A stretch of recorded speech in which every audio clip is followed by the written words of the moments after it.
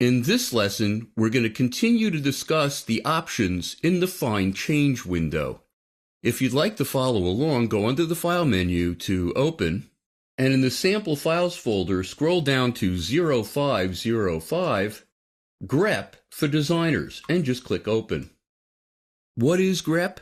It actually stands for General Regular Expression Parser. It's a way of finding patterns in your text and making changes to those patterns. Now, it can involve some code, and I can see all of the artists actually running for cover right now. Well, the good news is you don't really have to use code to use GREP, but if you would like to learn GREP, there's a book available that's in PDF and ebook formats called Automating InDesign with Regular Expressions, and it's by Peter Carell, and you can find it at www.o'reilly.com, and it costs less than $10. Why don't we open the Find Change dialog window? Go to Edit, Find Change, and we're going to go to the GREP section. The way you can use GREP without code is there are some queries that are available. They're presets that are already set up. Now, at the top of the pop-up menu, these first three are actually in the text section. Why don't we try them? There's one that's called dash dash to M dash, and it puts the code that's necessary for that find change into the find what and change to fields. Why don't we give it a shot? Before we do, however, why don't I zoom in? I'm going to go to my zoom tool and just kind of click and drag across. And let's give it a shot. I'm going to hit Find to make sure that it finds a couple of dashes, and then Change. And it actually does work.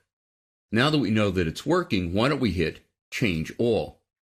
And it found additional dashes and made them into M dashes. Why don't we try another one? Go to the query pop-up and go to Straight Double to Typographer's Quotes. What this is going to do is find inch signs, and it's going to change them to the curly Q quotes.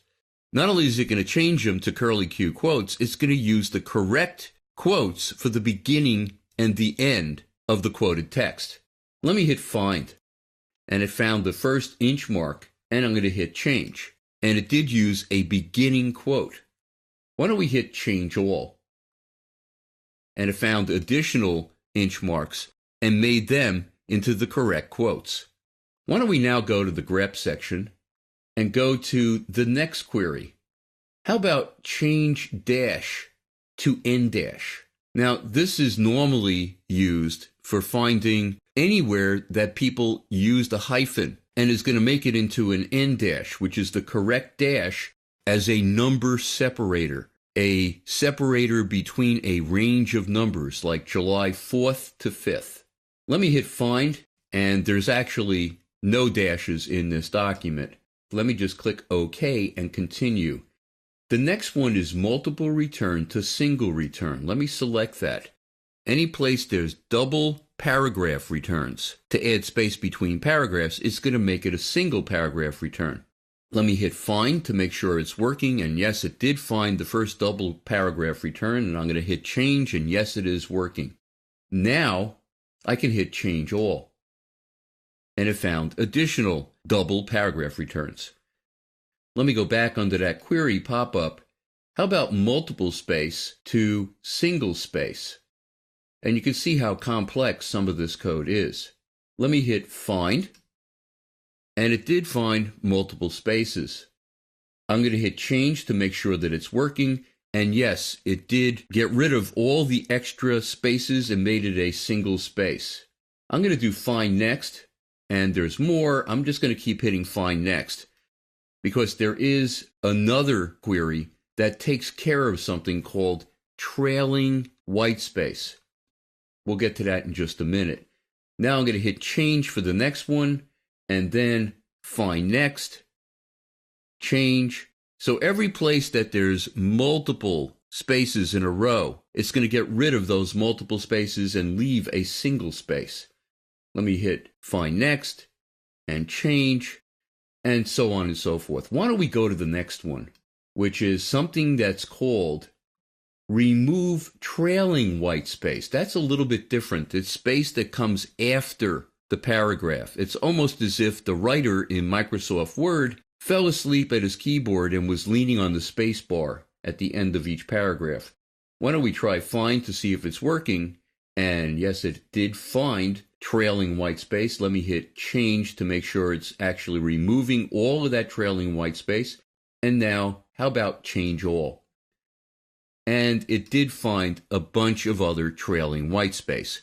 But you can see the spaces that weren't trailing at the end of a paragraph, it didn't find or change them. That's the other query, which is multiple space to single space. Let me hit find and hit change all, and now it got rid of all of that internal extra spaces and left a single space. Let me go back under the query again and go to phone number conversion. What is that about? And you can see once again it's fairly complex code. Let me hit find and see what it finds.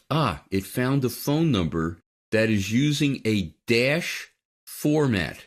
So you can see this one is 908-234-5555. What is that going to do? Let me hit change to see what it does, and it actually changes it to the newer dot format for phone numbers. Let me hit change all now that I know that it's working, and it found 32 and changed them all at once. Now I want you to make believe for just a second that it was 1,000 names and telephone numbers. It would change it that quickly. It can be a huge time saver.